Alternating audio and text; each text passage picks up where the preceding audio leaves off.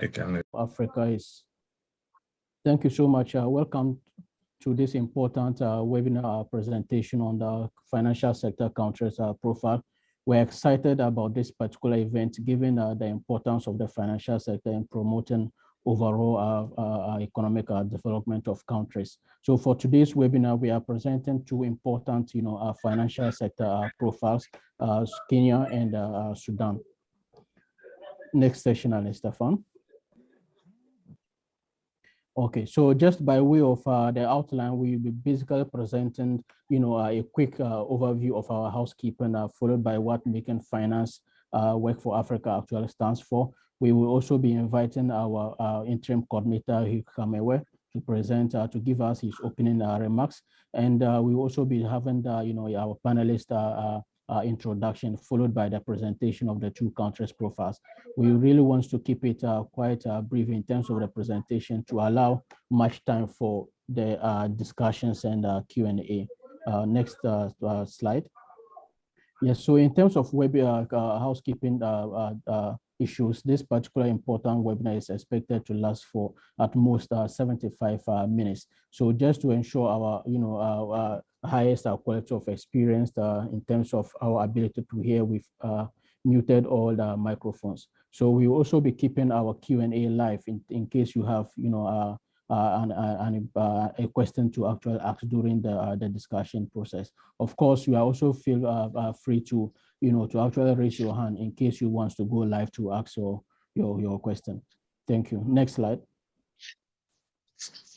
Yes, just a quick introduction of what Making Finance is. We are actually a platform for harmonizing and facilitation of financial sector development in Africa, and also a hub for knowledge generation and sharing. We have two important, objectives. The first one has to do with, our aim of contributing to the realization of full potential of Africa's financial sector, and we are also working to boosting economic development, and reducing poverty in Africa. We are actually a multi-donor, platform supported by African Development Bank, AFDB. We also have AFD as a key, supporter. We also have EIB and Afrexim Bank as one of our key, donors. Next slide. Yes, so just to introduce the panelists before I bring in our interim coordinator to give us the opening remark for this important session. So we are joined by Dr. Abdelaziz Idrisu, who is a senior lecturer with the Kumasi Technical University in Ghana. He's currently the head of department for banking and finance department. He will be presenting the session on the Sudan's financial sector. We are also very privileged to have Dr. Samuel Tirengu, who is the Director for Research and Policy at the Kenyan Banking Association, who will also be presenting the financial sector for Kenya.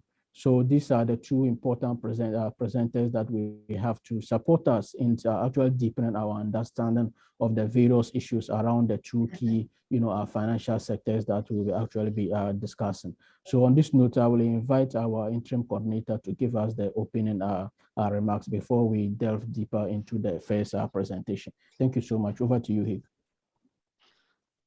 Thank you very much, Ibrahim, for these nice introductions. It's definitely a pleasure for me to be with you.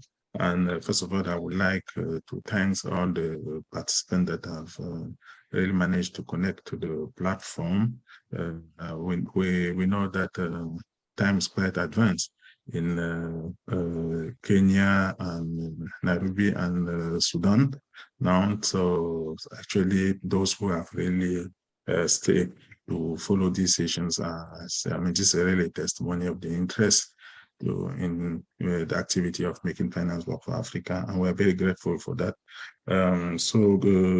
Good afternoon, good morning, depending on your workstation, and welcome to today's presentations on Sudan's and Kenya financial sector, which is actually part of our profile series. We are going to present, as my colleague said, the country profile for these two major African market. Over the years, the Making Finance of Africa Secretariat has produced and released financial sector profile for over 50 African countries. And early last year, we teamed up with several organizations, namely some leading African international research institute, to jointly update financial sector profiles that are usually published on our website. Today, we are very pleased to present the product of this collaborative effort, starting with Kenya's, the one with the Kenya Banking Association. This is the first of a series of presentations, and over the next month, we will strive to provide our audience, partner, and donor with up-to-date information and data on African country financial sector. The objective of these sessions, particularly, is to set the stage for informed policy guidance in post-COVID pandemic, and we really hope you will gain a lot out of these presentations. We expect that you get a lot of insight from these presentations and the discussions that will follow. We also look forward to receiving your feedbacks on the format, the contents of these country profile, and we are sure that this feedback will really help to improve the quality of futures update and future profile that we will release as time goes by. Before we get started, I would like to thank the team of consultants who worked tirelessly to put up together this report and presentation. Our gratitude goes to the Kenyan Banking Association for their support.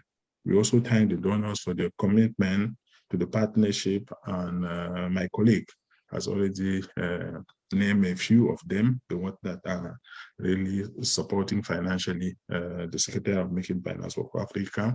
And we hope to have more of them that will join this initiative and really contribute to make this partnership grow and become stronger and stronger in the future. Our call for membership is ongoing, and do not hesitate to reach out to the Secretary if you need to learn more about the partnership. So without further ado, I would like to invite, I don't think I'm inviting my colleague, but I will just pass on the floor again to my colleague, Ibrahim Wazu, who is the moderator of these sessions. And we look forward to have very rich and productive discussion with you. Thank you. Thank you very much, Hik. So on this note, I will invite our first presenter, Abdelaziz, who is well placed to present the Sudan's financial sector profile. Over to you, Abdelaziz. And yes, next slide here. Thank you so much. Right. Thank you very much, Dr. Mwazu, for the opportunity. I'm presenting on Sudan. Can I have the first slide? Starting with the economic and the demographic landscape. The last 2 decades have been very challenging for the Sudanese economy. The country was grappling with the United States economic sanctions, which was lifted only in 2017. The country was also designated as a state sponsor of terrorism, which was only taken or removed in 2020. The country's economy came to its knees following the secession of South Sudan in 2011, leading to the country losing 50% of fiscal revenues, 66% of its exports, and a whopping 75% of its oil production. As a result of that, the economy took a serious blow in terms of its growth trajectory. And in response, the country's government initiated a number of fiscal stimulus meant to prop up the economy. And that led the country to venture into extensive borrowing because the fiscal space was already constrained. And given that the financial sector could not support that level of borrowing, the government had to resort to external borrowing, bringing its external debt to GDP to 247% in 2020, which is such an unsustainable level. If the financial sector was developed, this probably would not have happened. But given that the economy's financial sector was less developed. It had to resort to external borrowing. And given that the country had lost 66% of export, it lost a lot of foreign exchange, and therefore the country's currency was depreciating, and therefore servicing this external debt was difficult, leading to about 92% of the external borrowing being outstanding, and the country's debt was attracting penal interest rates. And therefore, it forced the country to IMF and the World Bank to seek debt relief under the HIPC initiative to the tune of $50 billion. Next slide, please. Sudan's financial sector comprises of banks, the insurance companies, reinsurance companies, the capital market, microfinance institutions, and other non-bank financial institutions. The banking sector is a dominant sector, obviously, controlling over 80% of the country's financial sector assets. The banking sector has ownership interest in a number of these financial institutions. They provide financing to them, and they do a lot of investment in these non-bank financial institutions. And you see the reliance of the country on the banking sector poses a major risk, because any shock to the banking sector will bring the country's financial sector crumbling, because that is the major subsector in the country's economy, and that can undermine the fragile recovery. And this, if you look at the relatively less developed capital market, it makes accessibility to finance, particularly long-term finance, very difficult for businesses and government. And that's how we saw the government seeking borrowing externally. And with such fragile currency, the external borrowing increasing, it tends to make their debt even more unsustainable. Next slide. Now, the banking sector is Sharia-based, meaning that all banking practices, all banking products must meet Sharia standards. Of course, the country had conventional banking some few years, way back in 2005, when they signed a peace deal with South Sudan. But following the secession of South Sudan in 2011, it meant that conventional banking ceased. The banking sector is 100% Sharia-based banking.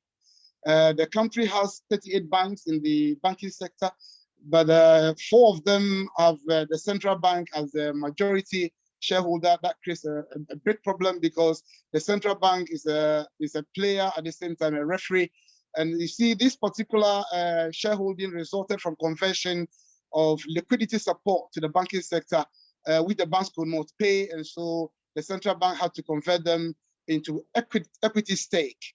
Now, the banking sector asset is increasing, driven largely by balances of the commercial bank with the central bank, driven by foreign assets, and also driven by credit to the private sector. But the worrying trend in Sudan's banking sector is the fact that the credit to the private sector is losing its share to the balances with central bank, and that is worrying, because given that the economy is emerging from such economic blow following the secession of South Sudan, one would have expected that credit would go to the private sector to prop up the economy, but the commercial banks keeps keeping majority or the greater portion of their assets with the central bank. That is also worrying, because these assets should find their way into the private sector. The increasing share of the balances is creating serious problem in terms of growth and recovery.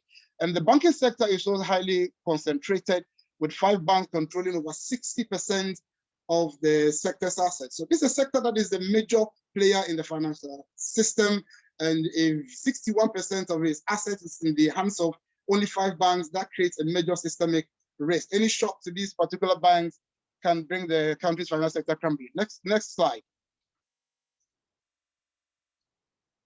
Next slide, please. Okay, the country's, in terms of profitability, there's a high return on equity, but that is basically because of inflation, and that's also because of dwindling capitalization, and also because of low provisioning. In fact, some of the earnings that have been recognized pushing the return on equity high are from non-performing loans. And in terms of capital adequacy, the sector's capital adequacy ratio in 2024 below the minimum requirement of 12%. And that is because if you look at the the pace of growth of regulatory capital is growing by 23.4%, whilst risk assets were growing by 65.2% in 2020. And therefore, you can see that the risk assets are growing 3 times faster than the regulatory capital, bringing the capital adequacy ratio below the minimum requirement. In fact, in 2020, the central bank and the IMF conducted stress tests, and it revealed that about 11 banks out of the 38 had a capital requirement less than the minimum requirement. And in fact, 6 out of the 11 had capital requirement being negative. I mean, their CAR, the capital adequacy ratio being negative. And that is serious, given that it is the sole or the dominant player in the sector. If you have most of the banks having capital requirement below the minimum requirements, that could spell doom for the country's banking sector, and in fact, the entire financial system. And the non-performing loans too are fluctuating over the years, ranging between 3.2 and 3.5%, as a result of the fact that some of the loans are going bad. Some, in fact, in foreign currency, and given that the country's domestic currency is depreciating, is causing a lot of repayment difficulties for a number of the customers. The provisioning is also very low. You would expect that a sector that is having problems with performance of loans would adequately provision for some of these bad debts, but provisioning is declining. Next slide.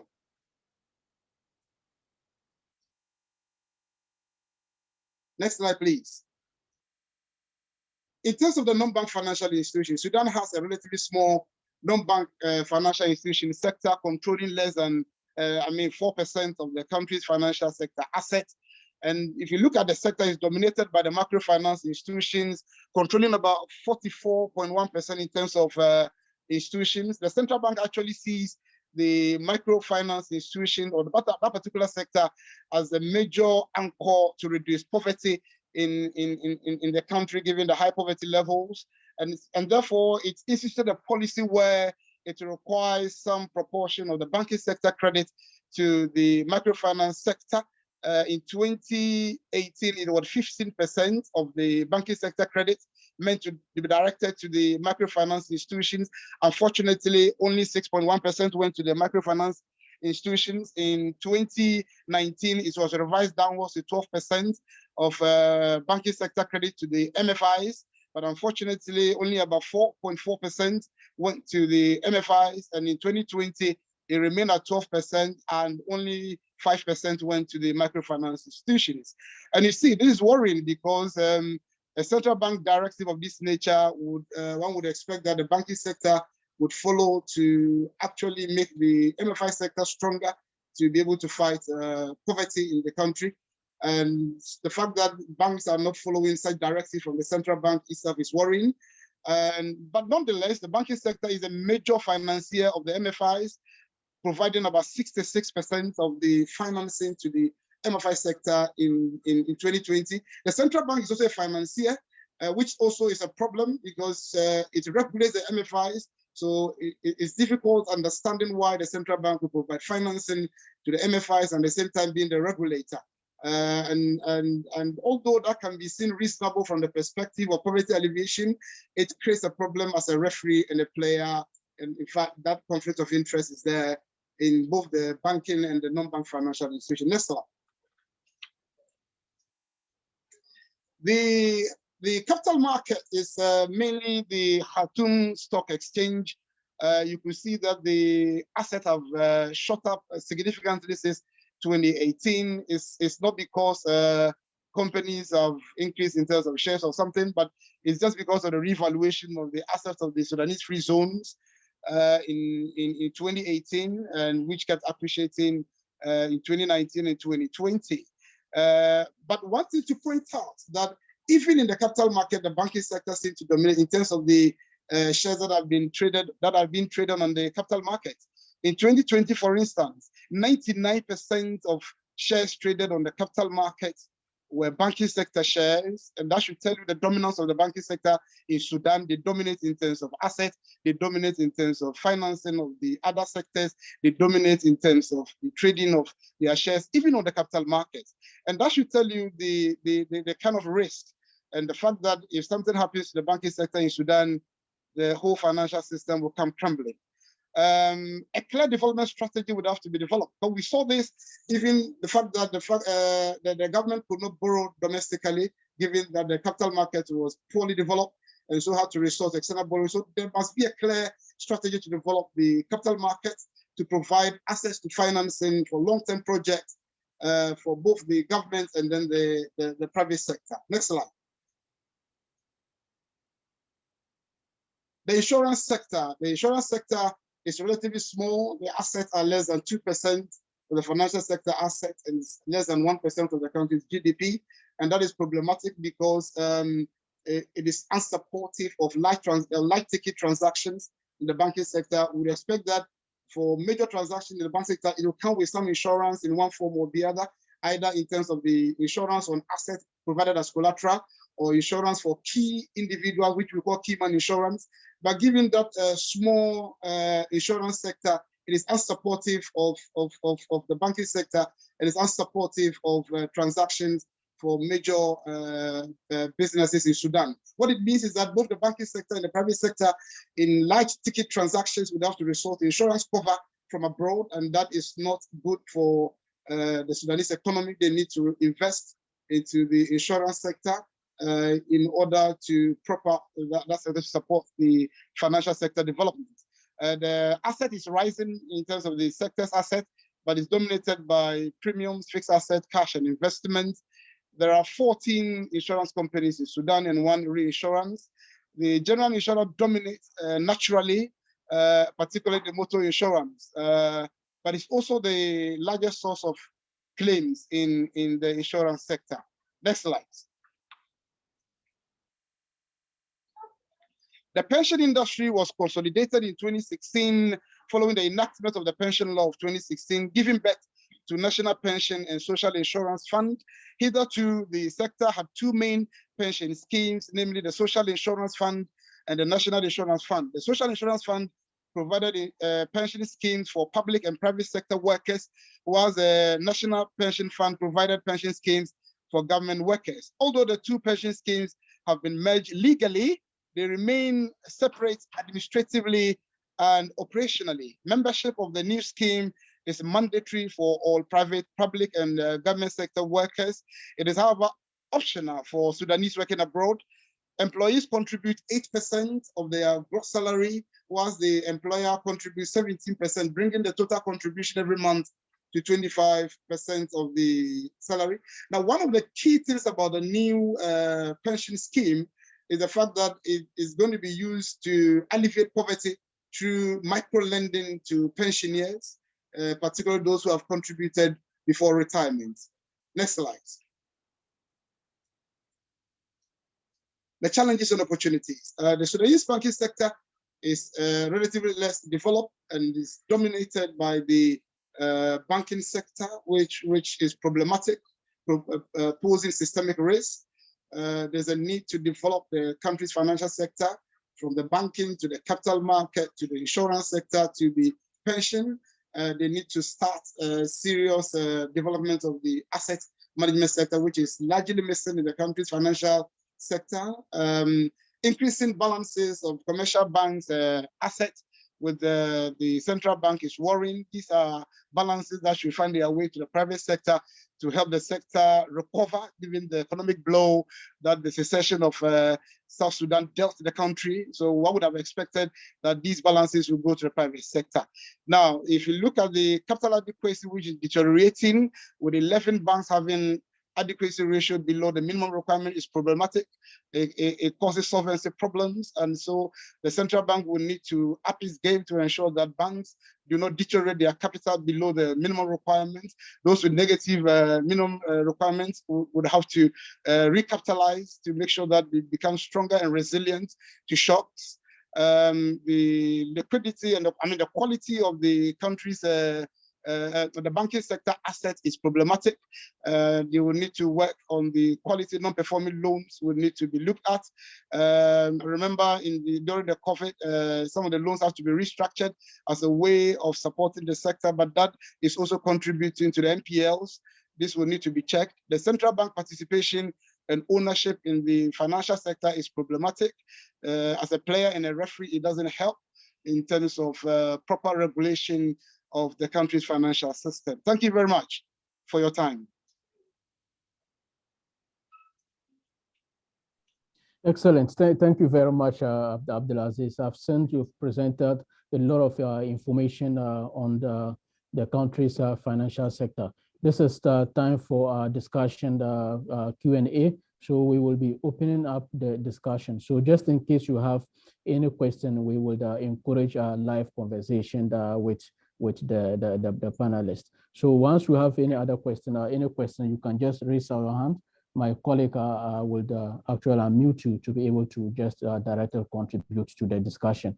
But just to kickstart the discussion, Abdulaziz, I think in your first or second slide, you made mention of the dualism of the financial sector vis-a-vis the Sharia-based model and the conventional or the traditional banking sector.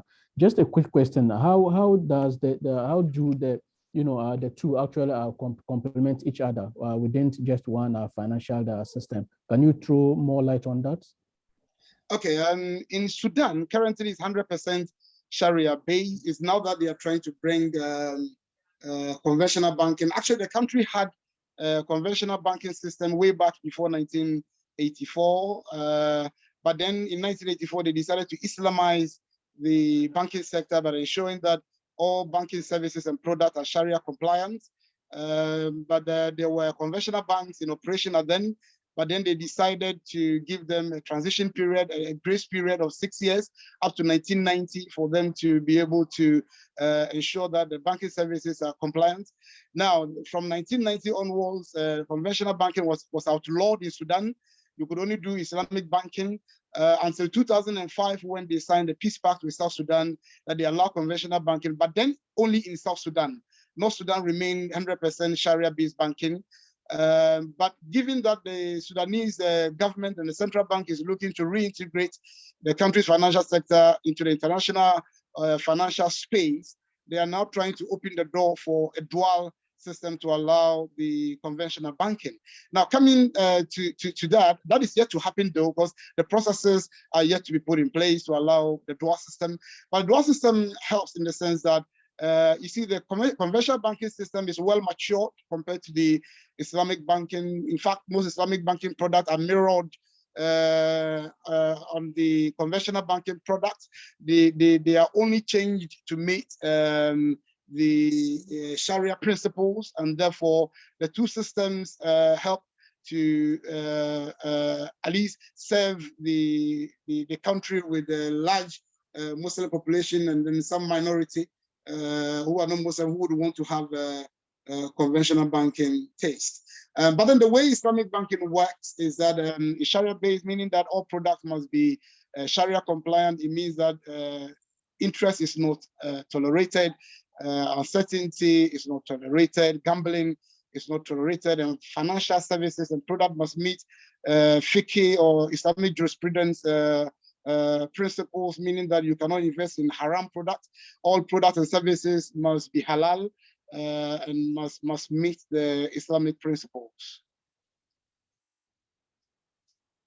Yes, thank you very much. I asked this question because I've seen a number of African countries actually moving towards embracing, Islamic banking, to complement the traditional banking sector. I've seen one hand, Messi Marimo.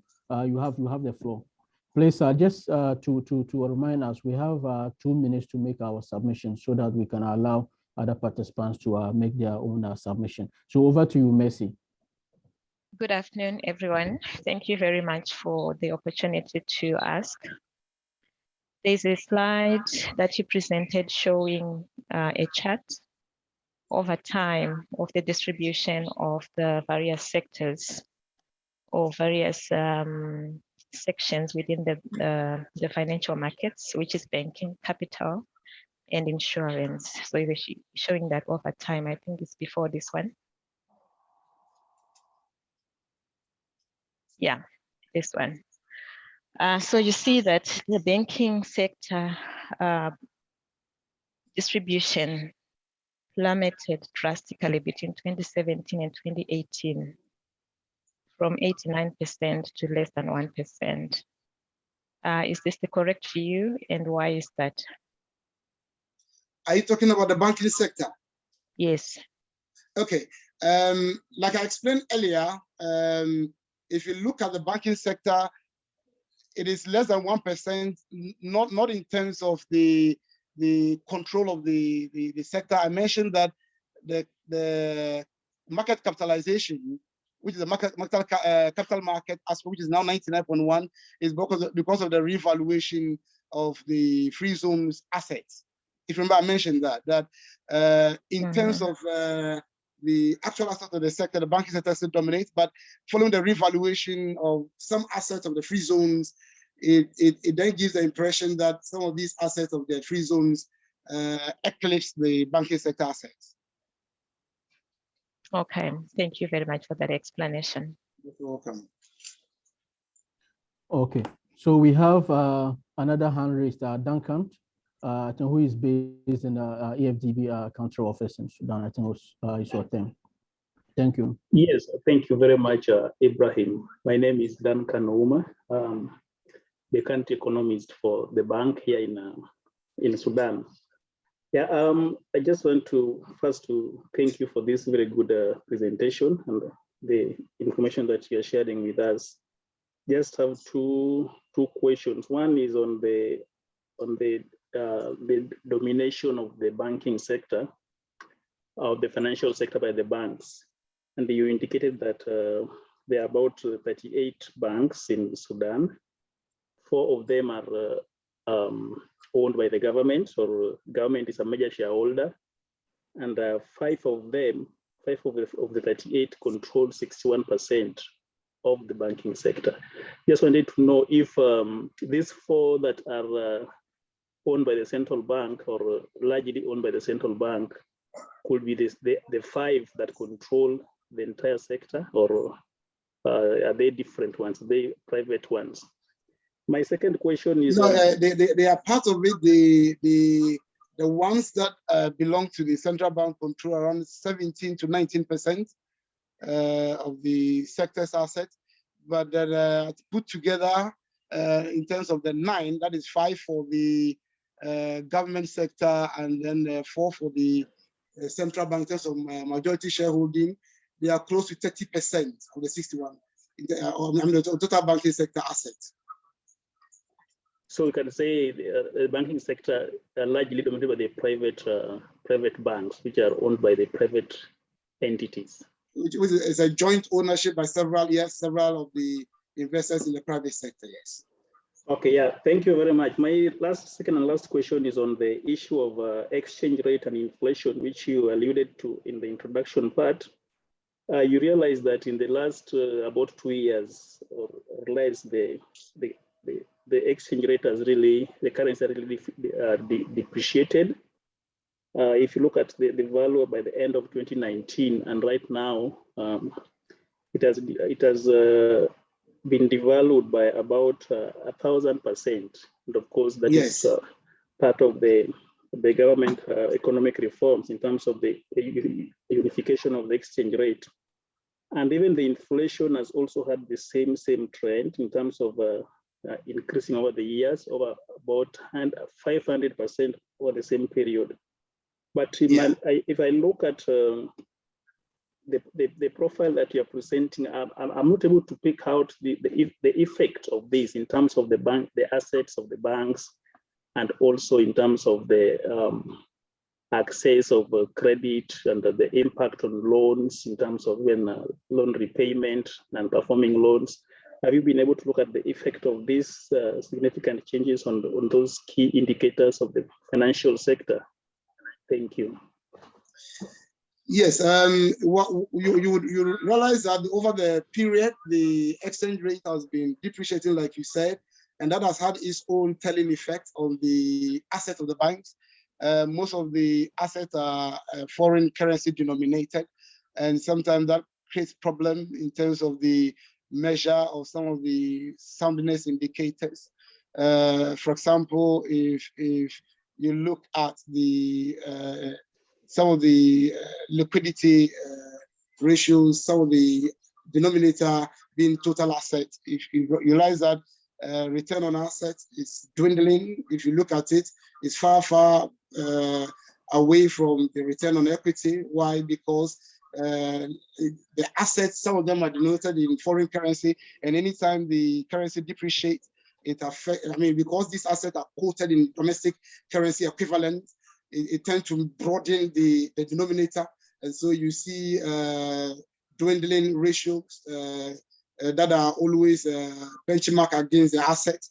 If you look at some of the repayment of the loans, I mentioned earlier that because some of the credits are also in foreign currency, is affecting repayment, which is also feeding into the growing non-performing loans. And so that has been the effect. And secondly, if you look at the exchange rate depreciation, it's also feeding into inflation, which is inflating some of the revenue side in terms of the return on equity is largely inflated because of the high inflation levels. So these things are having effect on various aspects of the banking sector, from the assets and from the revenue side, in terms of inflation, feeding into inflation, and then the way the revenues are recorded. Excellent. Thank you so much. I've seen a lot of discussion in our Q&A portal. So for instance, we have a question from Christine, who is based in Afrexim Bank in Cairo. And she's asking, of course, we need to conduct some SWOT analysis to be able to actually, unearth some key, strengths, weaknesses, opportunities, and strengths. So the key question she's asking is, okay, so after all these presentations and unearthing the key, nuances within the country's financial sector, what exactly are the key policy recommendations going forward? Okay, thank you very much. Like we indicated earlier, one of the things the country has to do is, first of all, to be able to develop its financial sector, particularly the capital markets, to allow for some financing of long-term nature. Because currently the banking sector, we all know, is more of commercially minded. They will not give very long-term facilities, forcing businesses and government to look outside, and that is affecting repayment because of the depreciation of the country's currency. The debt position keeps worsening, not because of increased borrowing, but because of depreciation of the country's currency. So the country will need to look to develop the financial sector.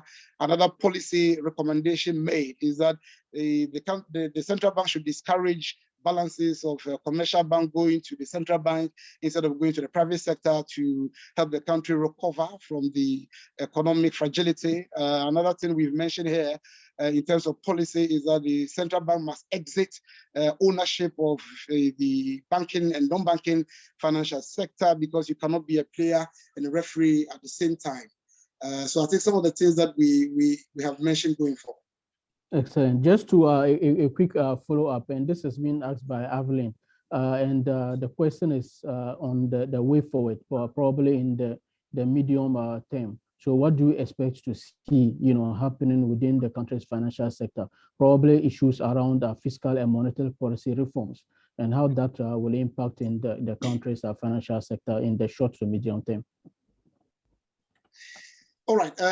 What we expect to see in the medium term is the response from both the fiscal and the monetary. On the monetary policy side, particularly the central bank. One of the things you realize that Sudan is in a fix, in the sense that if you realize in 2020, the central bank was in a dilemma trying to prop up the economy at the same time, because of the COVID, but at the same time, it was stirring inflation in the face, and so they decided to lower cash reserve requirement, but that did not help because inflation was increasing even further, so they had to reverse the policy. But in the medium term, I expect that they would recapitalize they would ensure recapitalization of the banking sector. They must make sure that the banking sector, which is the dominant sector, because before we improve the other sector, that will take a long time, but in the medium term, we must make sure the banking sector is robust. They must be able to ensure banking sector recapitalize. They must ensure that the loans are largely assessed for the acceptable level of risk to check the growing non-performing loans. And we would also expect that in the medium term, the central bank will begin exiting some of the, in fact, that was supposed to have happened at the end of 2021, but it's yet to materialize. The central bank will have to start exiting as a shareholder in the commercial banking space. Excellent. Thank you. So we have a couple of hands still raised. I want to give the floor to Yakubu Audusare to give a quick question so that we can revert to the other Q&A, those in the Q&A session, and also move to the next presentation. So over to you, Yakubu. Just let me also remind us once again that we have 2 minutes to make our submission. Thank you so much. Thank you very much, Doc, for the addition. But I think my question has been asked. My question had to do with the 99 point something of the stock market capitalization. When it was we noticed that from 10 point something to 8 point something, and the last year it jumped to 99 point something. I thought that figure was a bit curious. I wanted to say. Okay, thank you. So over to you, Bernard. Bernard also has the hand raised. Yes, over to you. But it has been asked by, I think, one Mercy. Thank you. Okay, thank you so much. So over to you, Bernard.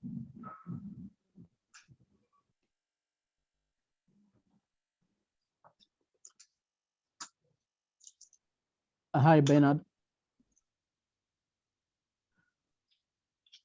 Okay, so I will just take one more question from the Q&A so that we can move to the next presentation. We can engage offline after this presentation. So of course, let me, yes, do we have Bernard? Yes. Okay, thanks. Yeah, so over to you, just quick 2 minutes. Okay, mine would be less than even 30 seconds. Asking about the level of banking penetration in Sudan. Do they have the equivalent of M-Pesa? Maybe issuance of mobile loans or some mobile bonds or something like that? And the last question is, what is the size in terms of USD they usually issue in treasury bills and bonds, and the frequency of issuance? Thank you.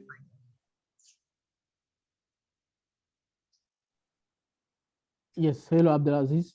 Okay, yes, the Sudanese banking sector has a very low penetration level. They have the mobile banking is now up and coming, but it's so far less compared to their peers in North Africa, especially the Middle East, is less than 15%. They have the mobile banking, not necessarily M-Pesa, but they have their own mobile banking application. The uptake is increasing, particularly because of the COVID. Many people got used to transaction using mobile application. In fact, the country is beginning to also explore the possibility of using it to actually help with some of the government in terms of handouts to some of the poor people, so that they can enroll most of them onto the mobile banking app. Now, in terms of bonds, I must mention that the Sudanese financial sector, including even the central bank, everything is Sharia-based, so they don't necessarily issue the bonds, but they issue sukuk in order to finance fiscal projects.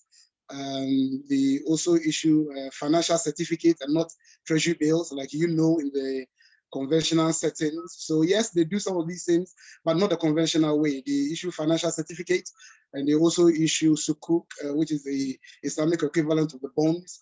And this frequency mostly happens fortnightly. sometimes maybe weekly, they issue some of these things, but it also depends on the government's needs and requirements. Thank you. Yes, I'm really excited about the last one because it is consistent with the question that being asked by Josiah, who is talking about the coexistence of the Sharia and the non-Sharia based products. I'm glad that you actually touched on that.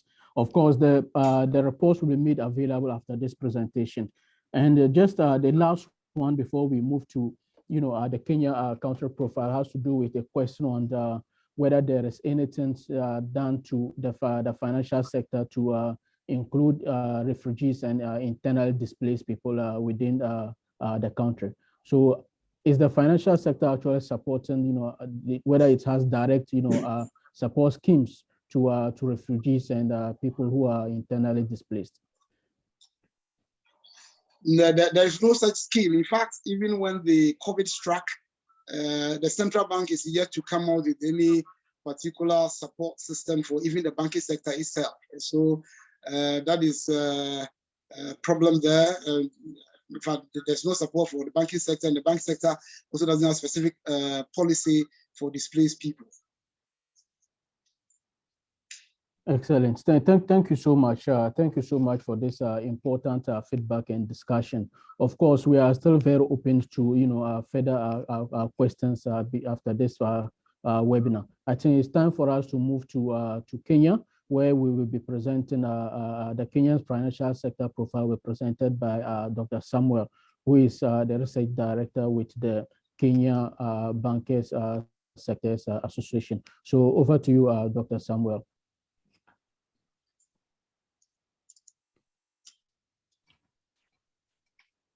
Okay, thank you, Ibrahim. Maybe just to confirm whether the slides we have are those that I shared latest, or I could also share directly.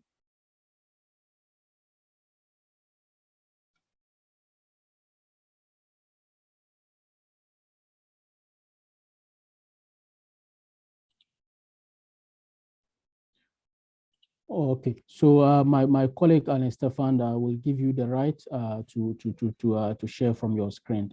Yeah, you can share directly if you want. Yeah, you have the rights. Yeah. Okay.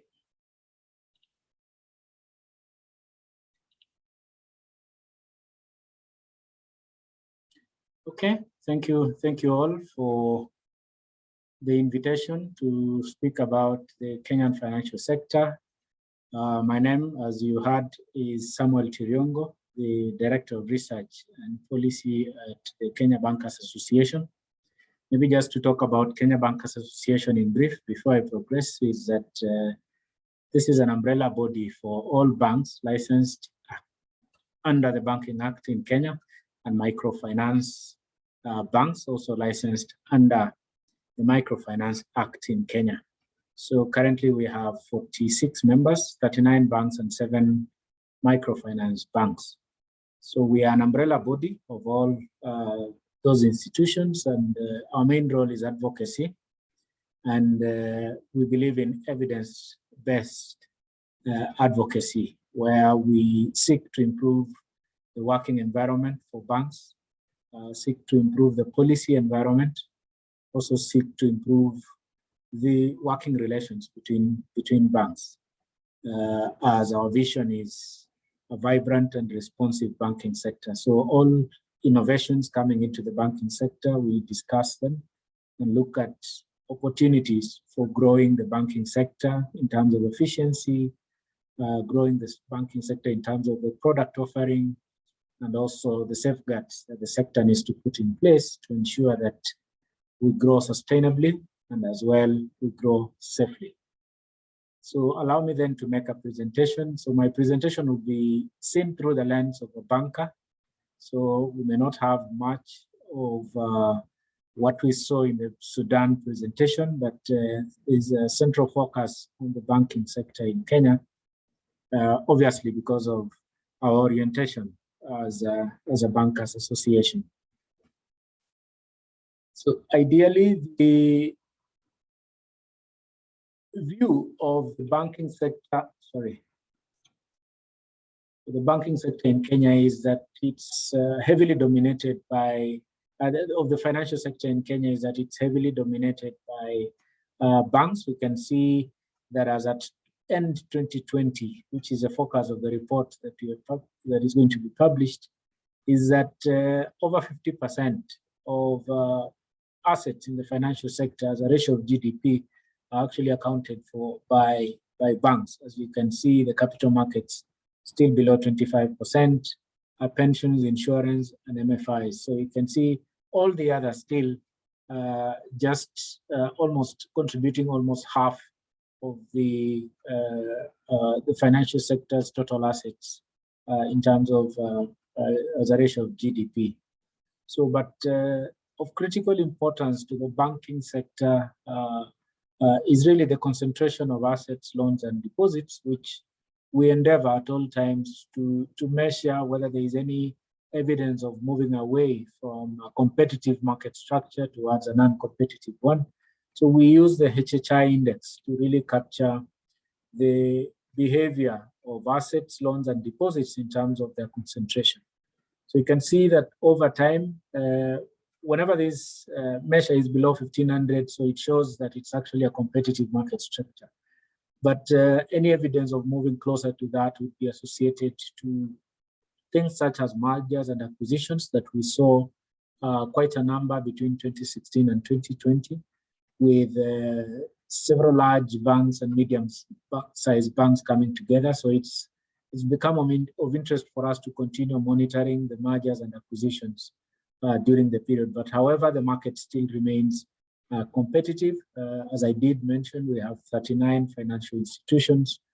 We have 7 microfinance banks, but in total, actually, there are 14 microfinance banks in Kenya.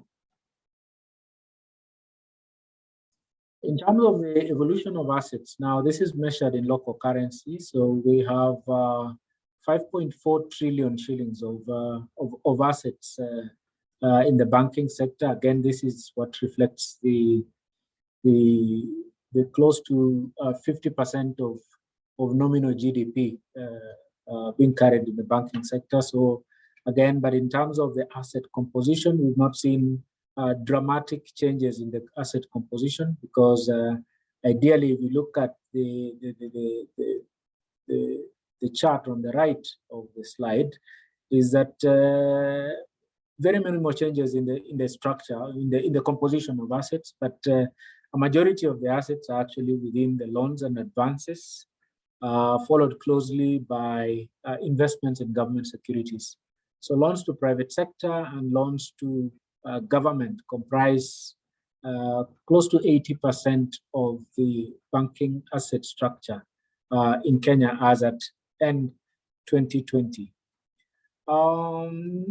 The dip in the composition of loans and advances in 2020 is really as a result of an elevated credit risk, particularly during the first year of the impact of COVID-19, which actually depressed businesses, depressed economic activity in general, and therefore the performance of private sector loans actually went down.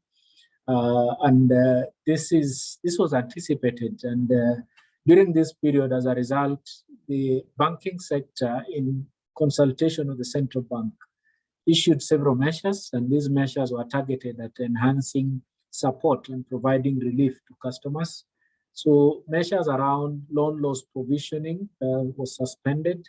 The central bank allowed banks, urged banks to restructure loans held by private sector, just to allow them some reprieve in terms of repayments of these loans because of the adverse effects of the pandemic.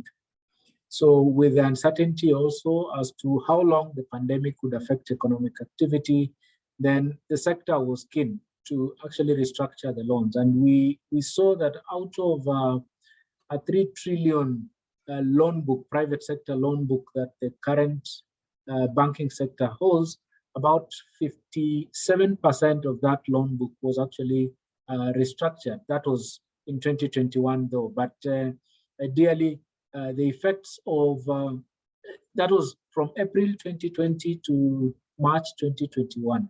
So you can see that more than half of the private sector loan book was restructured, and that included not only restructures on the principal loans, but also a complete moratorium on the repayment of this private sector loans. So that explains in part the dip in the composition of private sector loans in total assets of the banking sector, from 51.9% in 2019 to 49.4%. However, at the same time, when we saw an elevated credit risk, that is when now investments in government securities went up because of the elevated private sector credit risk. Then it became attractive that then bankers would invest in the government securities at the time, and that's what explains that the increase in the ratio of investments in government securities in total assets from 27% to 29.5% in 2020.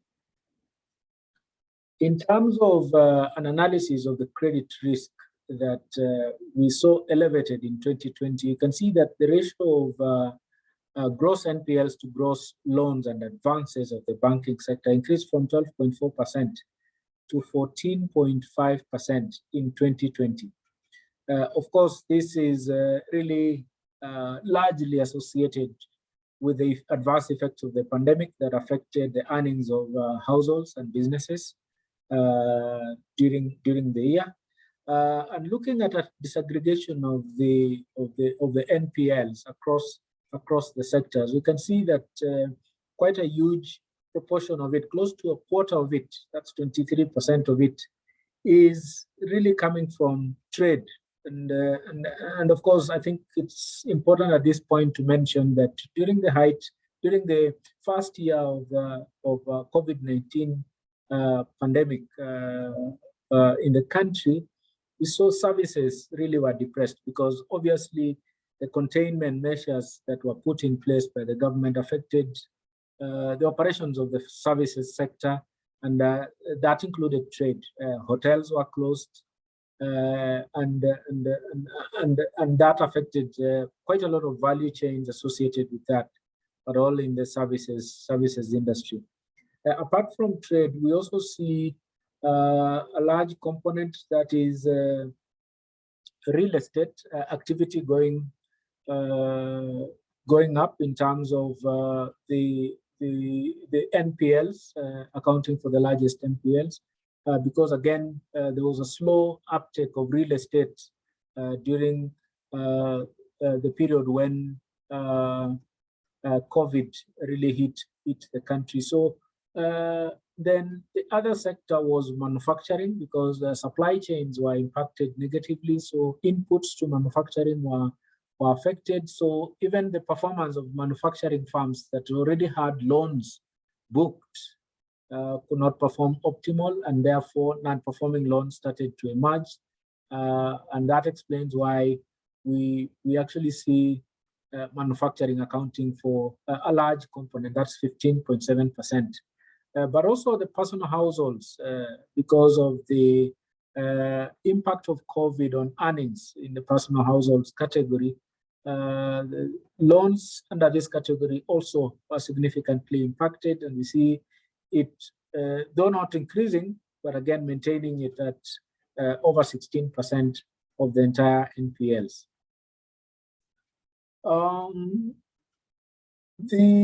In terms of the soundness of the banking sector, which is usually typically measured using the capital adequacy and liquidity ratios, we see that out of statutory minimums, particularly for the total capital of 14.5%, total capital remained strong, elevated at over 17.8% between 2016 and 2020, and even increasing further in 2020.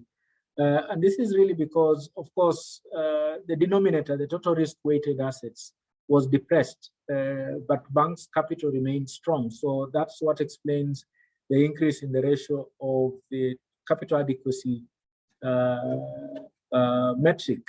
And even on the core part, that is the core capital, whose statutory minimum is 10.5 over the period, we see it quite elevated. And obviously with strong capital positions that allowed banks to be able to accommodate some of the measures that were put in place for purposes of providing some relief to customers. And that included the loan restructuring.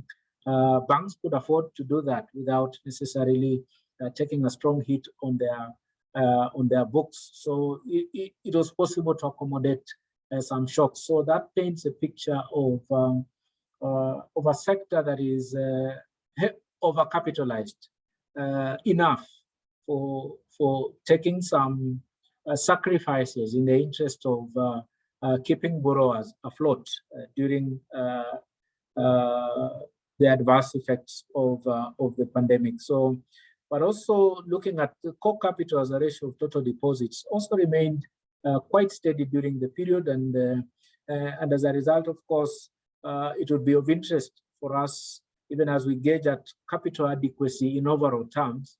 I think it's important to look at these metrics and be confident that we can easily say the sector is sound and well capitalized. In terms of the liquidity ratios, of course, the ratio of the short-term assets to short-term liabilities, you can see that liquidity ratios went up. And maybe one thing to mention around this is that as part of the liquid assets, that also includes investments in government securities. So as banks invested more in government securities, that enhanced their liquidity ratios. But also at the time, because some of the policy measures that were put in place by the central bank, for instance,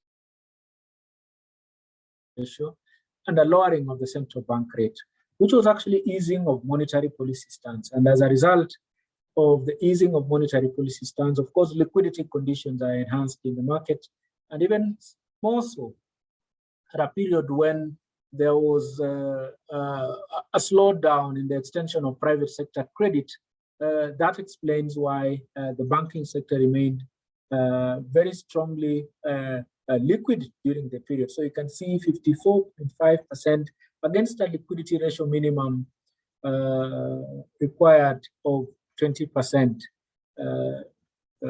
by the central bank. So despite the disturbance caused by the pandemic, the sector remained quite sound and stable, as well as liquid during the period. And of course, the assessment of the sector's performance in terms of alignment to international standards was also up to date, because at the launch of IFRS 9 in 2018, banks were provided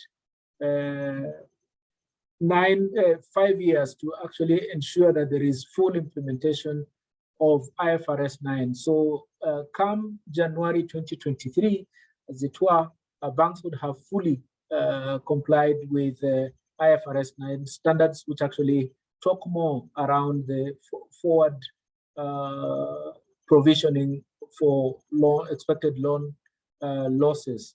And as maybe at this point, it's also important to mention that despite the fact that the central bank provided a reprieve, suspended the provisioning for loan losses in 2020, banks still went ahead to increase loan loss provisions because of their alignment to the global standards. So ideally, banks' pursuit of global standards of reporting financially remained unwavered in 2020 because banks still needed to make provisions for expected losses as there was heightened uncertainty around the effects of the pandemic. So in terms also of the Basel III requirements, I think the implementation of Basel II towards Basel III is continuing, but one thing that we must note that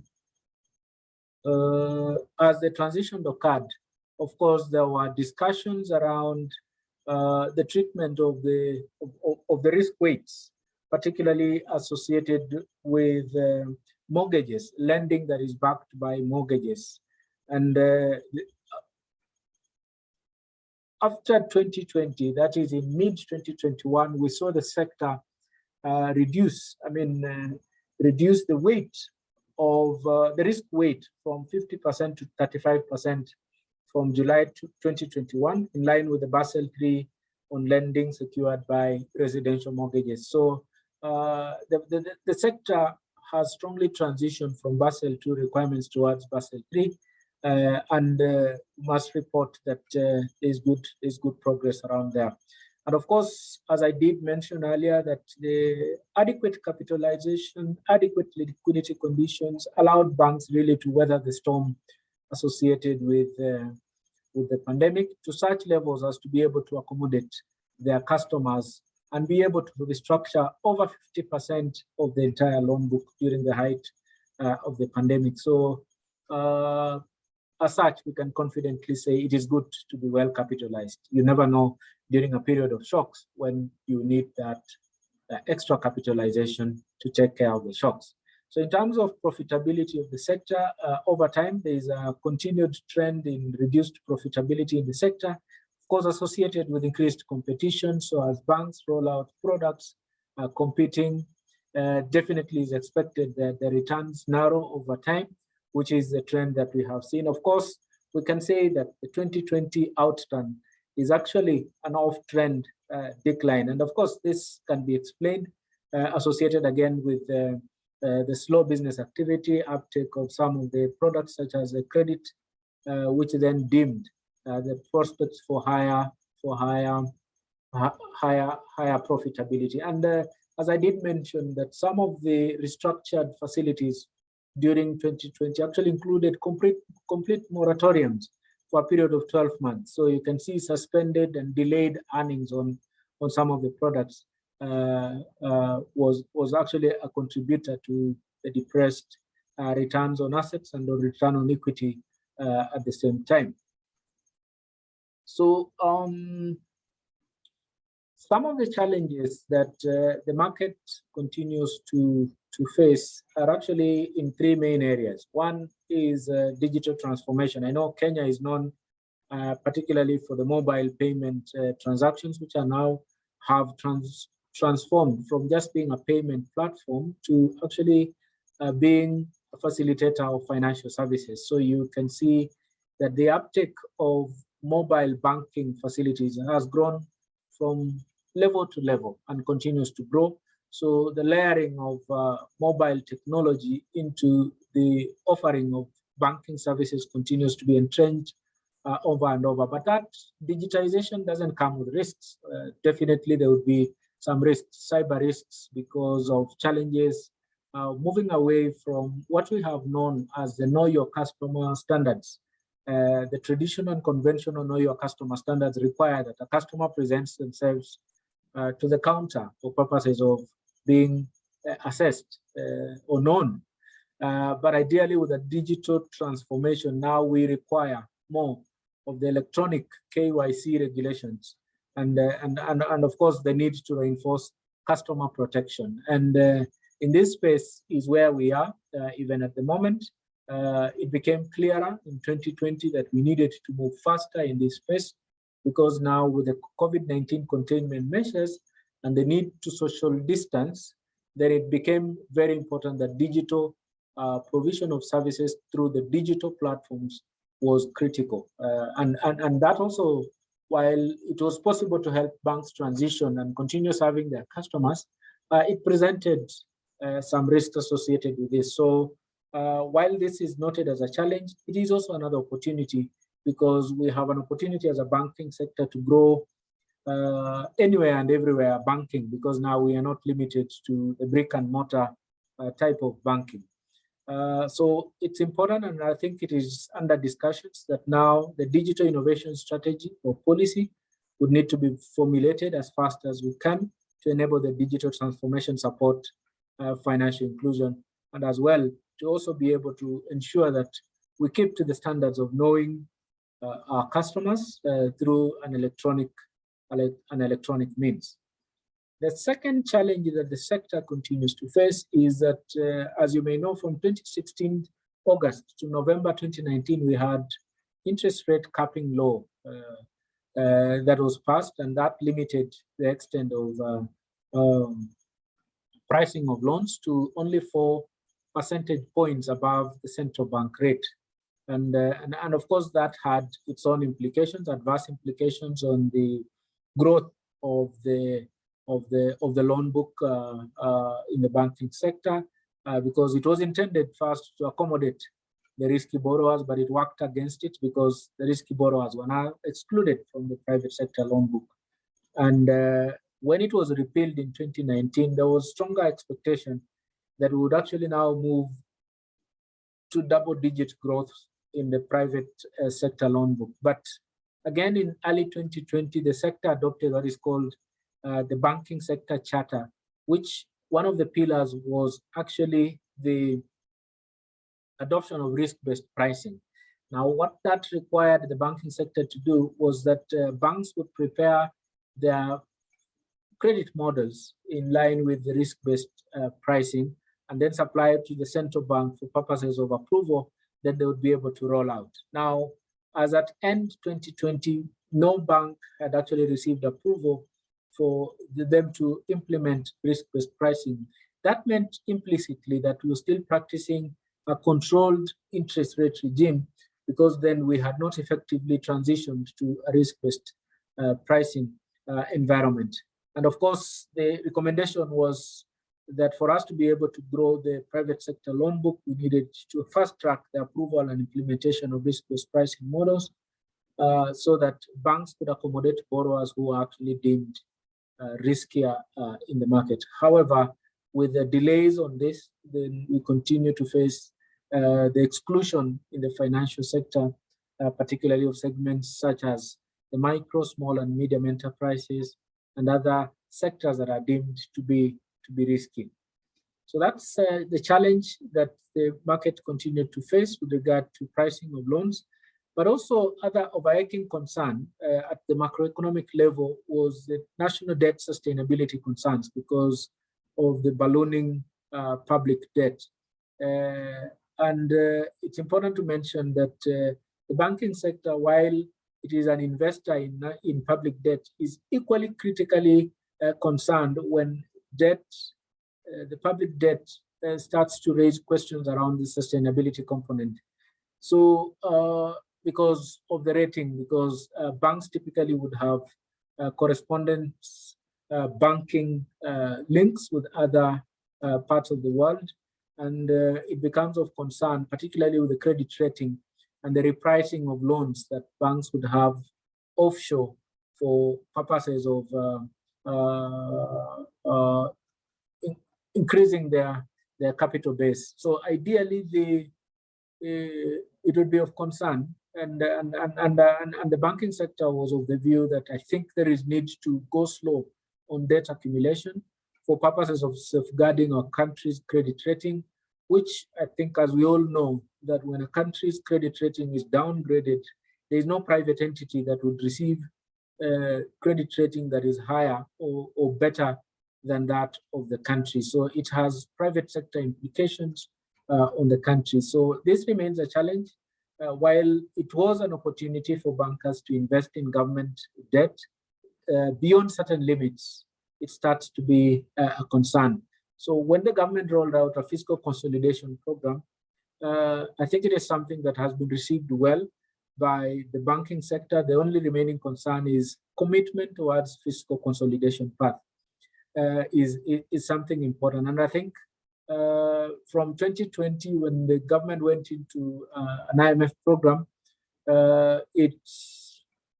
it was received well by the banking sector because of the interest that now we have an anchor to a commitment towards fiscal consolidation path that then would safeguard our country's credit rating. So that in brief is a presentation from the banking sector in Kenya in brief, but I will invite all of us to read the reports that will be published, which would have more detail on the banking sector in Kenya. But also at KBA, we also publish what is called State of the Banking Industry Report every year.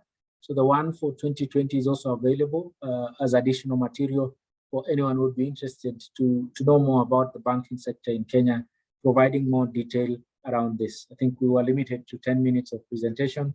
Sorry, I may have overshot this. So thank you, and I think I'll invite the moderator to take over. Thank you. Excellent, excellent. Thank you very much, Dr. Samuel, for this insightful presentation. So we are now heading to the Q&A session, but let me also be quick to mention that it appears we are actually exceeding the 1 hour 15 minute time allocated for this webinar. I would plead with participants to spare us just a few more minutes to just exhaust the Q&A and then discussion, so that we can actually take away some key implications. Of course, based on the presentation, we've actually seen, clearly that the financial sector, specifically the banking sector of Kenya, is actually, very sound and largely stable. Of course, the overall financial sector is actually interconnected, and well diversified with some kind of increase, cross-border, operations. I just wanted to ask a quick question on how the Central Bank of Kenya is actually dealing with issues around cyber risk. I've seen you've mentioned issues around that, I think in the challenges, but just to take us through briefly about how they are specifically dealing with cyber risk.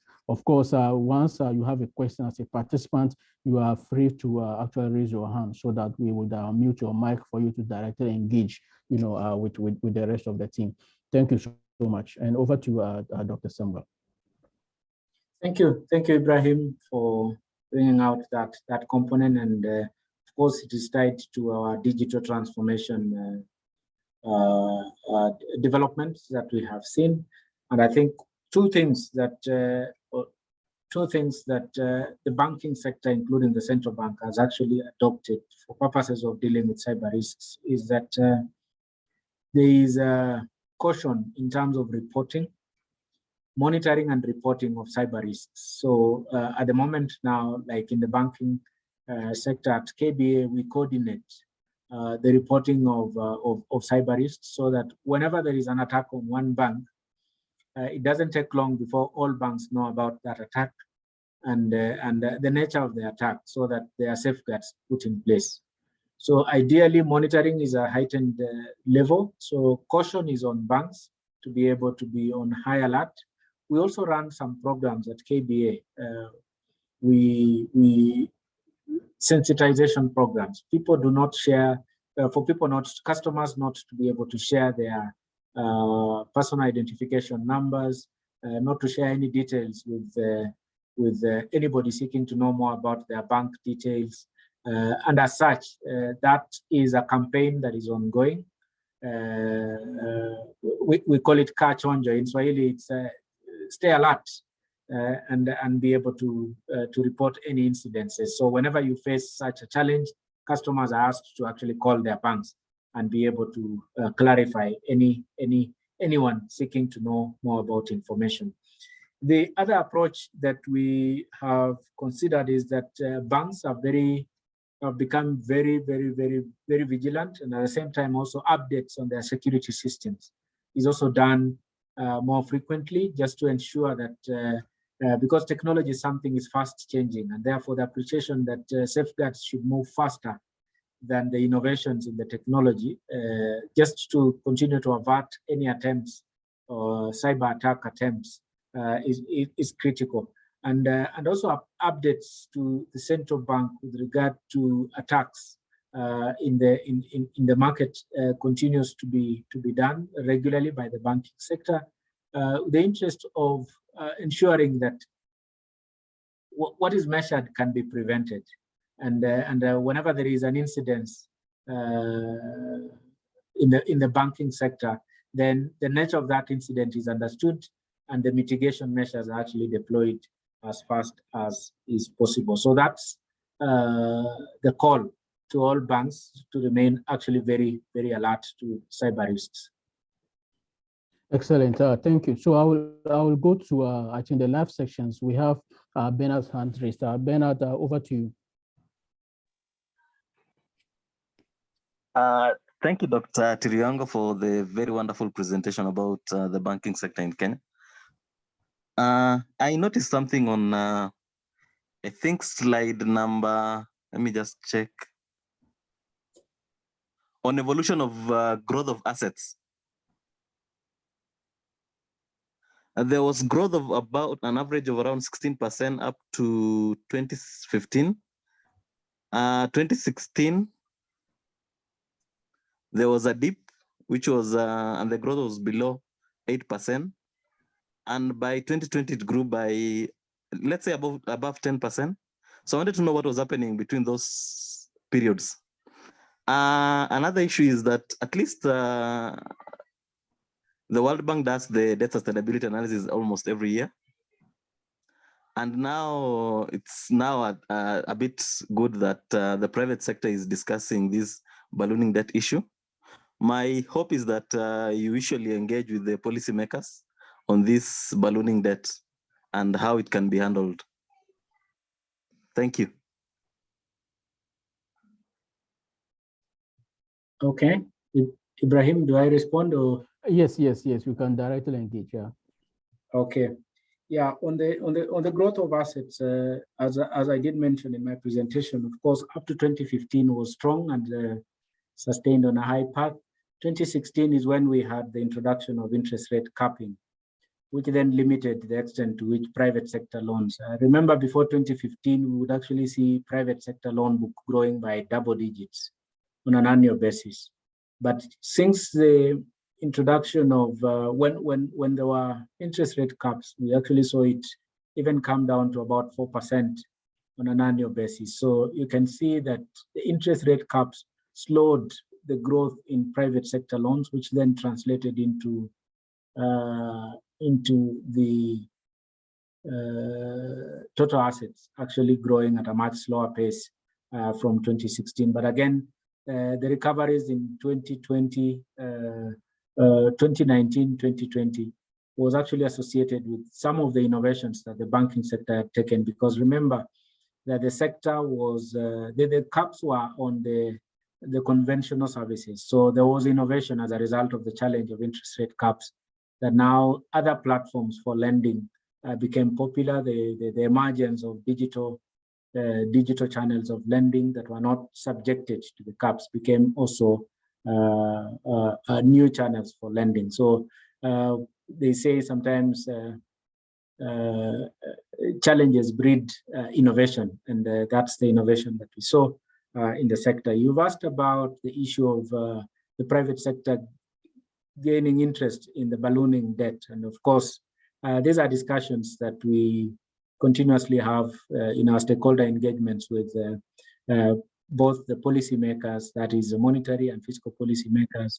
And I think our position is very key, because we usually make a contribution to the medium-term planning of government, and we raise them formally in submitted memorandums to the policymakers on our concerns about the evolution of debt as an issue for the banking sector. So yes, engagements with policymakers are structured to also include aspects of debt sustainability concerns.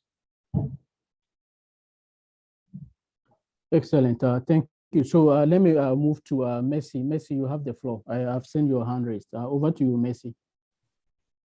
Thank you very much once again for the opportunity to ask. And many thanks to Dr. Tiriongo for the presentation, for the wonderful presentation. I've got two quick questions. So you mentioned that the risk-based pricing was not implemented. Who was supposed to approve, and why was it not implemented for long? And then my second question is based on the asset quality by industry slide that you provided with some stacked graphs. And I was particularly looking at trade. So that slide was measuring the quality in terms of NPL. So if you look at trade in the earlier years, in 2015, I think we showed 30% and about 29% in 2017. But then in 2020, it was lower, but that is the period where you would expect because of containment measures that it would balloon more than the previous years. Why is it lower? Thank you. Okay, thank you. The concern about risk-based pricing, and of course, it's one thing that I must also note is the issue that the transition from interest rate capping towards risk-based pricing was such that banks needed to build their models together, then submit to the central bank for approval, and then once this approval has been granted, then now they would roll it out in terms of pricing in line with risk, so that customers that have good risk profile enjoy better rates, and those that have high risk, there's a premium charge. There's a premium charge for that. So the discussions took longer than was expected in 2020, and as a result, of course, the approvals didn't come as such because there was too much back and forth between the central bank and banks. Because what happened that in risk-based pricing, typically what would do in the other models that are applied, there would be an interest rate component. There would be other fees charged by banks for loans, processing fees. The fees could be third-party contracting fees like legal fees, for instance, insurance fees, and other processing fees that the banks would charge for loans. But ideally now, under risk-based pricing, it was required that all fees are put under the same model, are put under the interest rate. Now, the application of that and embedding of all fees within the interest rate, of course, requires some heavy analysis in terms of mainstreaming everything into the interest rate. While that may have taken slightly longer, there is also the bit of, this is also the first time the central bank is implementing risk-based pricing. So there is also learning on both the side of the banks as well as the side of the central bank. So it's a learning process. We only saw results coming out in 2021, which apparently happens to be not the focus of this period. But in 2020, we were constrained heavily in terms of being able to see banks transition fully to risk-based pricing. And now what that meant then is that without the approval, banks could not effectively accommodate the customers that were deemed to be riskier. So that's what affected implementation, because there was no approval. So there was no implementation. So in terms of you asked a question about NPLs, the evolution of NPLs, particularly to trade. Now, of course, within trade, there would be heterogeneities, the differences across sectors, because in trade, there is import-export. There is also local trade that is in there. So ideally, during the height of COVID, there was stronger focus on particular segments of trade, not entirely trade as an entire book. So the result of that, of course, is a net effect. So you wouldn't really say that in as much as import-export was curtailed, local trade was reduced. Remember that there were also innovations that were targeted at boosting. Because the global supply chains were hindered, so local production also went up. And I remember one time when the economy was closed, people would rush to supermarkets and stocks would run out. So sales in supermarkets would actually go up because people are just stocking. So there are segments of trade that would do better than those that were directly linked or facing the effects of the pandemic. So the net effect is not necessarily obvious that we would see a depressed NPLs as a ratio of total loans. And also in terms of being a ratio, it can either move by the numerator or the denominator, and of course we would be keen to know whether this is sustained over time. but this is the reaction, immediate reaction in 2020 that we saw. Of course, there is a rebalancing effect, even when the quantum may not have changed much, but because the proportion of, say, segments such as real estate may have moved up faster than the trade, then we see a rebalancing on the trade segment. So that is it. So we didn't have a uniform effect of COVID across the trade. That's why that result is showing. Okay, thank you. Yes, thank you very much, Dr. Samuel. So we have Duncan Oman's hand raised. Duncan, over to you. Yeah, thank you very much, Ibrahim, and Samuel, thank you very much for the presentation. Just two comments or questions, maybe just to pick your mind. One is on the issue of the cost of credit in Kenya. I understand that the risk pricing has not been completed, but I just wanted to understand or to get from you, what's your view on the notion that Kenyan market is considered to be riskier compared to the peers in the region, and this ends up in making access to credit, of course, the cost of borrowing going up. What would you attribute to this, if that is the case from where you stand? And then my next question is on the issue of the regulation in terms of the financial sector generally is regulated by the central bank, but there's a view that it looks to be more effective, the regulation on the banking sector compared to some of the non-banking financial institutions. Particularly, if I may talk about the Forex, the exchange rate bureaus, because you see, if you look at even the rates in the markets, the rates of the foreign currency, there seems to be some significant variation sometimes, which make you wonder what could be driving this. Maybe just to pick your view on that. Thank you. Okay. Yeah, maybe I would seek your clarity on, you said there's a notion, there's an argument around Kenyan market being riskier. Well, it's the first time I'm hearing that, and maybe it's important to get clarity. Maybe, would you mind clarifying in 1 minute? This is according to?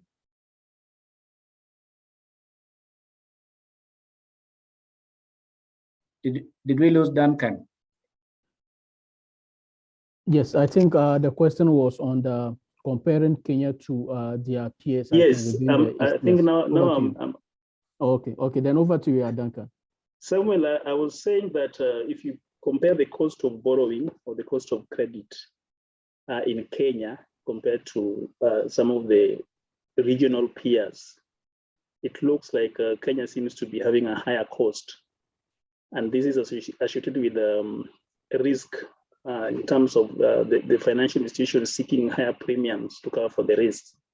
So that's what I wanted to get your view on, if that is the case.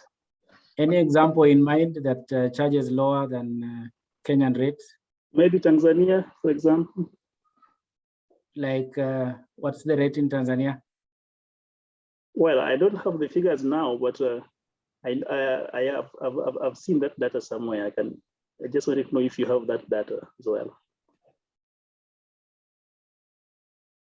Okay, that's why I mentioned that the first time I'm hearing about Kenyan market being riskier than in the peers. So perhaps we could pick this up bilaterally in terms of discussion when we can discuss some numbers. But on the forex rates issue, I think it's important to clarify the point that the rate that is posted as official rate by the central bank is actually an interbank rate for forex.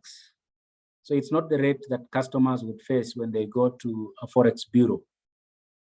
So it's a rate that banks trade with each other, which is typically different from what forex bureaus would be charging. Yeah, because and you would always find it the official rate is lower than the rate you would be facing when you go to forex bureaus. And the reason is there are market rules on the foreign exchange market that then guide the interbank trading of foreign exchange, and that is not the rates that forex bureaus would be charging. So I think it's good to make a distinction around that, and that explains the deviations within that market. Okay. So thank you, and over to you, Ibrahim. Yes, so just in the Q&A session, I've sent some two quick questions from Eniola Adesoye, who is asking on the issues around the point of sale devices. So the question is, what exactly is the Kenya Banking Central Bank doing to actually improve, the use of the POS terminals, given that the use is currently low in the country? Okay, of course, the point of sale is with the merchants. So what happens is that the payment systems infrastructure and the strategy or the policies are actually run by the central bank of Kenya, and of course the uptake of the point of sale is actually on demand basis by the banks. So banks would be serving customers who are in need of the point of sale equipment, and therefore the rollout is actually demand driven to a large extent. And in many occasions you find that this point of sale equipment are usually dominant in the stores, the large stores, the supermarkets, with minimal uptake by the smaller retail units. But still, we cannot say that it is too low. I think we are yet to see whether we can say that the market is underserved with point of sale equipment, because it's market and demand driven to a large extent. Just a quick follow up. Yes, because these things has to do with the issuance of licenses. And so, for instance, what is the central bank actually doing about the issuing of license, the payment service solutions provider and payment terminal service provider license to those that have actually applied, to use this POS terminals? Obviously, such companies are actually important, in driving, overall inclusive financial inclusion. So whether you have any information regarding the issuance, what happens? Maybe of license, yeah. What happens is, I would give an example. For instance, what happens is that allow me to use Visa, for instance. Visa would negotiate with the bank that they are the providers of the payment service device, and then banks would issue the machines to their merchants, who then bank with them. So ideally, the license is sought by banks from the central bank, and then the vendor, who would now be Visa, would actually issue through the bank to the merchants for purposes of use, because it's linked to their accounts. And as such, so the role of the banking industries is, of course, together with the central bank, is of course to ensure that the rollout and the emergence of these services is also cautiously treated, because at the end of the day, it has to be vetted in terms of protection of customer deposits.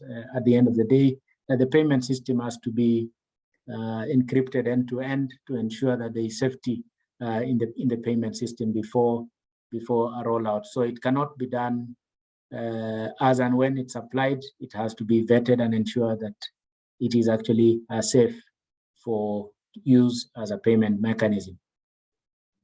Excellent. But excellent.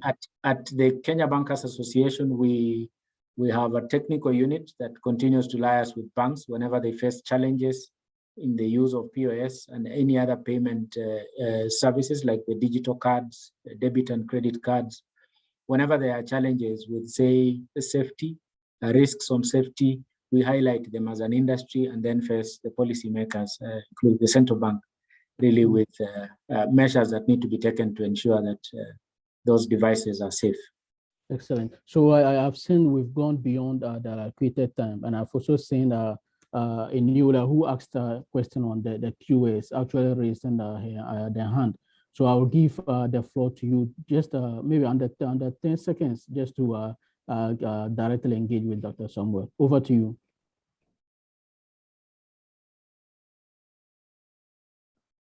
Hi, Eniola. Thank you. Thank you for the opportunity. Let me just use this opportunity to thank everybody that have also joined. Quick one. The reason why I'm asking this question is because again an inroad to East Africa, and we're currently in Kenya, and part of our study and what we have really seen about Kenya is that yes, Kenya is doing more of digital solutions, providing solutions to various customers and merchants. But I'm considering the large populace that are located in some remote part of Kenya. And my concern is these people may not have shown much appreciation for solution-backed payments, digital-backed payments. What is the Kenyan government doing about those companies like DPO, PayU, iPay, and some of these other companies that have shown interest and have applied for PTSP license and super agent license? Because it's also very key. Kenya is a very robust economy. It's also very key that the government of Kenya and Central Bank of Kenya is pushing aggressively to ensure that payment of Kenya are doing about that.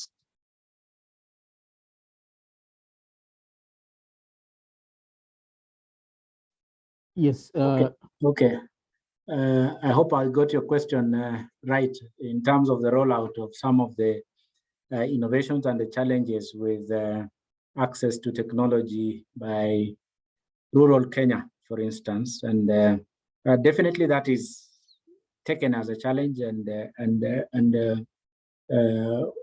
the beauty with the rollout of payment services is that to a large extent, I think it is layered on the mobile payment service, which is now available across the country in more than 95% of the country. So ideally, and that explains why there's a stronger growth on mobile payments-based banking services across the country, and it's working. So again, other technologies that may not necessarily be layered on the mobile banking services would face the challenges that you did mention about either internet accessibility or any other network that would be needed away from the mobile payment services. So while for the Kenya is a unique case in terms of mobile payments, so we already have a channel to deliver them, and it's working. So as and when the other mechanisms and rollout of other networks come on board, then the others would actually show up. But effectively, it's mobile payments-based services that are currently working very well for the case of Kenya. Excellent. Thank you very much, Dr. Samuel. I think this brings us to the end of this particular webinar. Of course, just to give a complete picture, apart from the banking sector dominating the overall financial sector of Kenya, we also have a very active capital market. Of course, the Nairobi Stock Exchange is one of the star performers of Africa in terms of capital. Africa is capital markets. We also have the pension subsector. We also have the insurance subsector, and of course, the microfinance institutions are also very playing an active role, in deepening financial inclusion, extending financial services to the unbanked sector of the population. And this is also well acknowledged in the report that we'll be sharing, after this particular webinar. Just the next steps. Of course, this particular webinar is actually exciting, and we are also having a lineup of other exciting, webinar series. So apart from this webinar, in our next webinar series, we are also going to present, useful individual, country profiles. In addition to that, we are also having what is also exciting about the next seminar, webinar series is the presentation of, a regional profile, where we'll be looking at, the WAMU region, how that compares to the other regional blocks. We're also going to present to you other important, financial sectors within Africa.